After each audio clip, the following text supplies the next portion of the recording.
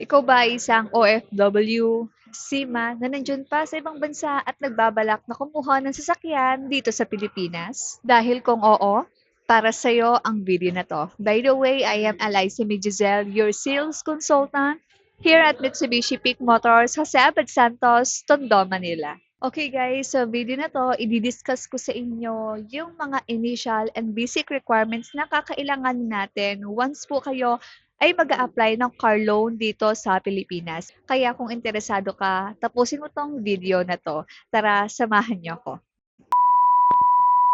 Okay guys, in this video, i-discuss ko naman sa inyo kung ano nga ba yung mga initial and basic requirements sa ating mga OFW na nandyan pa sa ibang bansa at nagbabalak na kumuha ng car loan dito sa Pilipinas.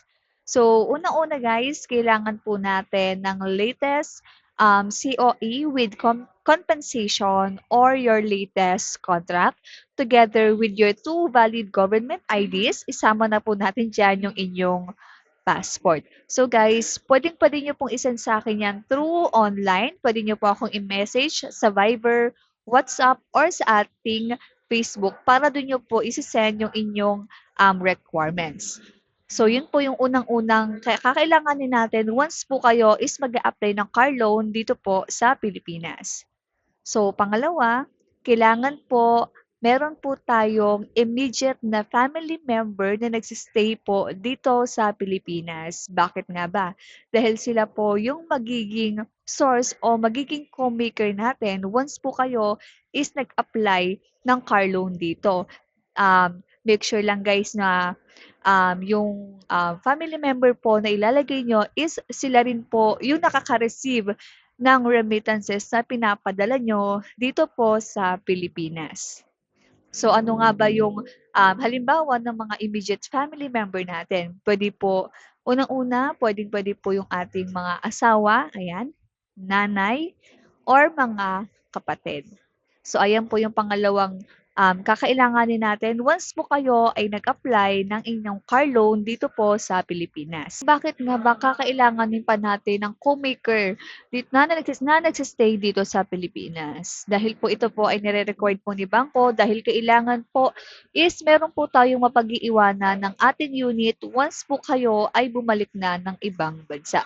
Kaya po kakailanganin po natin ng ating immediate na family member na mapag-iiwanan po ng unit dito po sa Pilipinas. And guys, sa mga nagtatanong kung magkano nga ba yung qualified na pinapadala dapat ng ating OFW sa ating mga pamilya dito sa Pilipinas. So, dapat po kung kukuha po kayo, let's say for example is ng Montero Sport, dapat po kung magkano po yung monthly amortization ng ating Montero is times 3 po dapat ng pinapadala nyo dito po sa Pilipinas. Dahil yan po yung pinaka-importante na makikita po ng bangko yung flow ng pera na pinapadala nyo po dito po sa Pilipinas. So, paano nga ba mag-request ng ating 3 months na bank paano nga ba mag-request ng ating remittances sa pinapadala?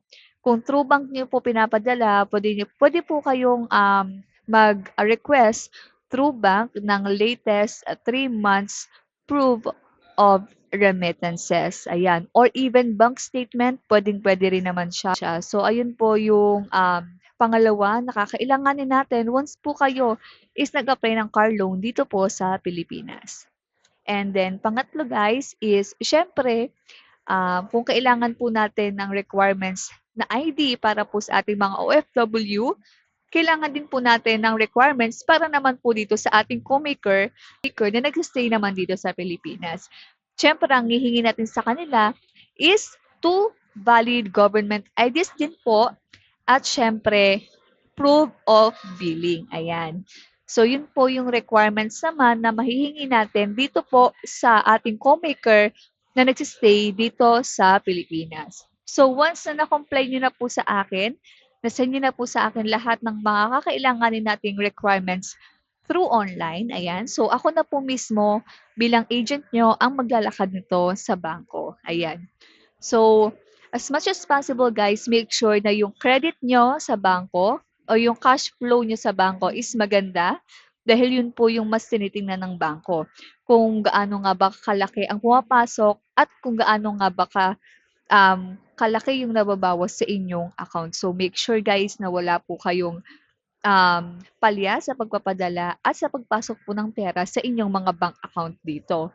And then guys, make sure lang din po na um, dapat po is wala kayong tama sa kahit anong mga um, credit cards. Ayan, yung mga credit cards natin, G-loans, home credit, any lending, online lending apps. Ayan. So, make sure guys na wala kayong tama, wala kayong late payment sa mga to.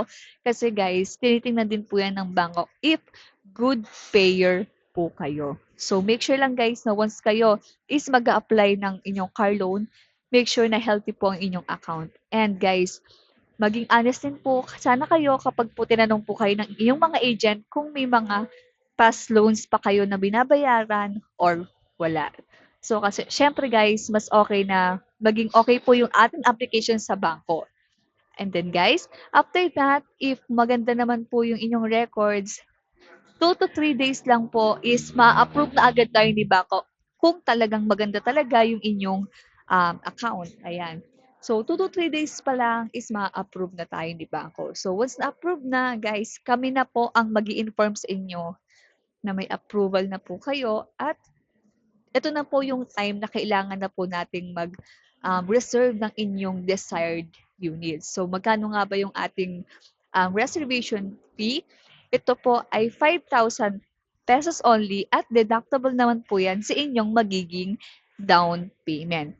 So, once na nakapag-reserve na tayo, ipipila na po natin yung documents ninyo sa aming planta para po mabigyan tayo ng unit.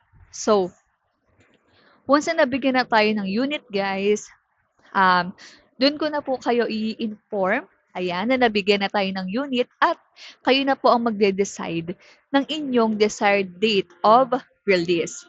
So usually sa ating mga OFW, ayan, kung magbabakasyon sila dito sa Pilipinas, aantayin natin po yung uwi nila. Kasi usually sa aking mga OFW clients, inaantay ko talaga yung pag-uwi nila para sila po mismo yung makapag-sign ng ating loan docs. Ayan.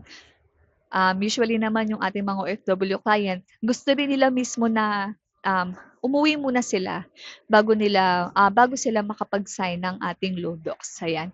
Pero kung kayo naman po yung mga OFW na walang time para umuwi ng Pilipinas, kung kayo po is married, ayan, at married at yung asawa niyo naman po yung ating co-maker at nag-stay naman po ang inyong asawa dito sa Pilipinas, no need na po na umuwi kayo dahil yung asawa niyo na po mismo yung magpipirma in behalf of you guys ng ating loan docs. So, paano naman po if may asawa naman po kami dito sa Pilipinas pero hindi naman po kami kasal? Or meron din namang single talaga na OFW na nanay or kapatid lang yung available dito sa Pilipinas. So guys, kung kayo po is hindi married, ayan, or komundo lang po yung meron kayo dito sa Pilipinas, as long as makakauwi po kayo, ayan, at kayo po mismo ang pipirma, kayo dalawa mismo ang pipirma, no need na po sa ating SPA or Special Power of Attorney.